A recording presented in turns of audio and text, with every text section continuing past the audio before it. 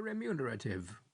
I seldom lose my temper, much more seldom indulge in dangerous indignation at wrongs and outrages, but I must be permitted to be rash here, and declare that I consider the sudden and violent abrogation of the office of Master in Chancery by the new Constitution as a premature act, inasmuch as I had counted upon a life lease of the profits, whereas I only received those of a few short years.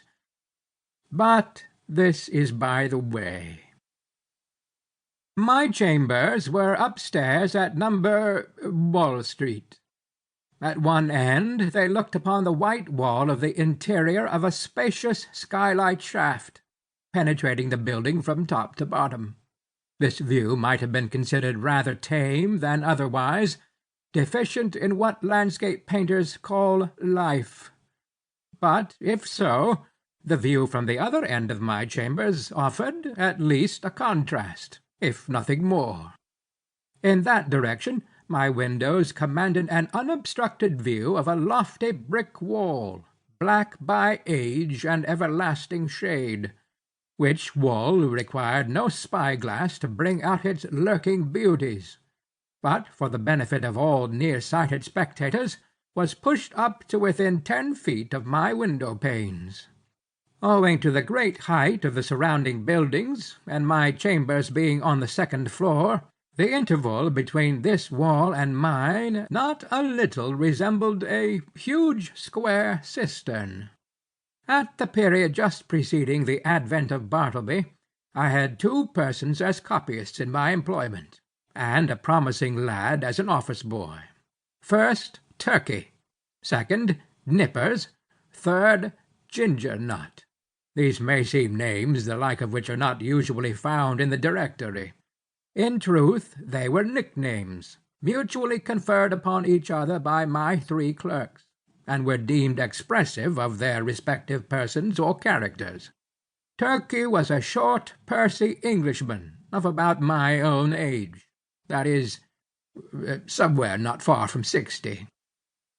In the morning, one might say his face was of a fine florid hue, but after 12 o'clock meridian, his dinner hour, it blazed like a grate full of Christmas coals, and continued blazing, but as it were with a gradual wane, till 6 o'clock p.m., or thereabouts.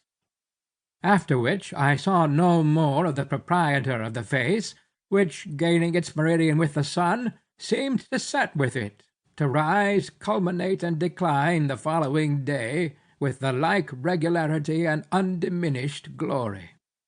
There are many singular coincidences I have known in the course of my life, not the least among which was the fact that exactly when Turkey displayed his fullest beams from his red and radiant countenance, just then, too, at that critical moment, began the daily period when I considered his business capacities as seriously disturbed for the remainder of the 24 hours.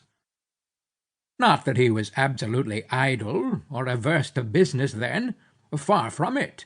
The difficulty was, he was apt to be altogether too energetic. There was a strange, inflamed, flurried, flighty recklessness of activity about him. He would be incautious in dipping his pen into his inkstand. All his blots upon my documents were dropped there after 12 o'clock meridian. Indeed, not only would he be reckless, and sadly given to making blots in the afternoon, but some days he went further, and was rather noisy. At such times, too, his face flamed with augmented blazonry, as if a cannel coal had been heaped on anthracite. He made an unpleasant racket with his chair, spilled his sand-box, in mending his pens, impatiently split them all to pieces, and threw them on the floor in a sudden passion, stood up and leaned over his table, boxing his papers about in a most indecorous manner. Very sad to behold in an elderly man like him. Nevertheless, as he was in many ways a most valuable person to me, and all the time before 12 o'clock meridian,